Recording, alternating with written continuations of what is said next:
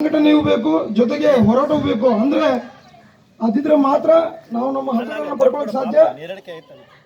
ಇವತ್ತು ಈ ತಾರಿಗಳ ಗ್ರಾಮದಲ್ಲಿ 131ನೇ ಅಂಬೇಡ್ಕರ್ ಜಯಂತಿಯನ್ನು ಆಚರಿಸ್ತಾ ಇದ್ದಾರೆ. ಶಕ್ತಿ ಸಂಘದಿಂದ ನಮ್ಮ ಲಕ್ಷ್ಮಣಣ್ಣ ಕೊಲ್ಕರ್ ಅವರಿಗೂ ಹಾಗೂ ಸಾಗರಣ್ಣ ಅವರಿಗೂ ಮತ್ತೆ ನಮ್ಮ ಕಣ್ಣಯ್ಯಣ್ಣ ಆಗಿರ್ಬೋದು, ನಮ್ಮ ಶಶಿ ಕುಮಾರ್ ಅಣ್ಣನವರಿಗೂ ಆಗಿರ್ಬೋದು, ಹಾಗೂ ಈ ಸಭೆ ಮೇಲಿದ್ದಂತಹ ಎಲ್ಲ ನನ್ನ ಮುಖಂಡರಿಗೂ ಹಾಗೂ ನನ್ನ ಸಹೋದರಿಯರಿಗೂ ನನ್ನ ಅಕ್ಕ ತಂಗಿಯರಿಗೂ ನಾನು ವಂದನೆಗಳನ್ನು ತಿಳಿಸ್ತೀನಿ. ಯಾಕಂದ್ರೆ ಈ ರೀತಿ ಜಯಂತಿಗಳು ಪ್ರತಿಯೊಂದು ಗ್ರಾಮಗಳಲ್ಲಿಯೂ ಗಲ್ಲಿಗಳಲ್ಲಿಯೂ ಆಗ್ತಾ ಇರಬೇಕು. ಯಾಕಂದ್ರೆ ಇಲ್ಲಿ ತಾರಿಯ ಗ್ರಾಮದಲ್ಲಿ ಈ ದೊಡ್ಡ ಮಟ್ಟಿಗೆ ಕಾರ್ಯಕ್ರಮ ಆಗುತ್ತಂದ್ರೆ ನಮಗೂ ನಿಜವಾಗಲೂ ಖುಷಿ ಆಗುತ್ತೆ.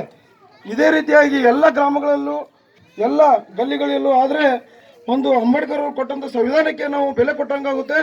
ಏನಾದರೂ ನಾವು ಅದ್ರ ಸರಿಯಾಗಿ ಉಪಯೋಗ ತಗೋದೇ ಹೋದರೆ ಅವ್ರು ಕೊಟ್ಟಂಥ ಸಂವಿಧಾನವನ್ನು ನಾವು ವ್ಯರ್ಥ ಮಾಡಿದಂಗಾಗುತ್ತೆ. ದಯವಿಟ್ಟು ಎಲ್ಲ ಯುವಕರು ಎಚ್ಚೆತ್ತುಕೊಳ್ಬೇಕು, ಶಿಕ್ಷಣವನ್ನು ಕಲಿಬೇಕು, ಸಂಘಟಿತರಾಗಬೇಕು, ಜೊತೆಗೆ ಹೋರಾಟವನ್ನು ಮಾಡಬೇಕು. ಇಷ್ಟು ಮಾತನ್ನು ಹೇಳಿ ಮುಗಿಸ್ತೀನಿ. ಹಾಗೂ ಈ ಶಕ್ತಿ ಸಂಘದಿಂದ ಈ ಕಾರ್ಯಕ್ರಮವನ್ನು ಹಮ್ಮಿಕೊಂಡಂಥ ನಮ್ಮ ಲಕ್ಷ್ಮಣಣ್ಣ ಕೊಲ್ಕರ್ ಅವರಿಗೂ ನಾನು ಹೃದಯ ತುಂಬಿ ಧನ್ಯವಾದ ತಿಳಿಸ್ತೀನಿ.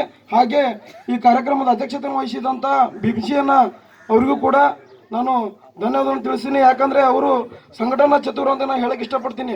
ಬರೀ ಒಂದು ಮೆಸೇಜ್ ನೋಡಿದರೆ ಸಾಕು, ಅಣ್ಣ ನಾನು ಕೂಡ ಹೋರಾಟಕ್ಕೆ ಬರ್ತೀನಿ ಅಂತ ಎಲ್ಲರನ್ನ ಕರ್ಕೊಂಡ್ಬಂದು ಒಂದು ಅವರ ಪ್ರೀತಿಯನ್ನು ತೋರಿಸ್ತಾರ, ಸಂಘಟನೆ ಮೇಲೆ ಇರುವಂಥ ಪ್ರೀತಿಯನ್ನು ತೋರಿಸ್ತಾರ. ನಿಜವಾಗ್ಲೂ ನಾನು ಅವರ ಅಭಿಮಾನಿ ಅಂತ ನಾನು ಹೇಳಕ್ಕೆ ಇಷ್ಟಪಡ್ತೀನಿ.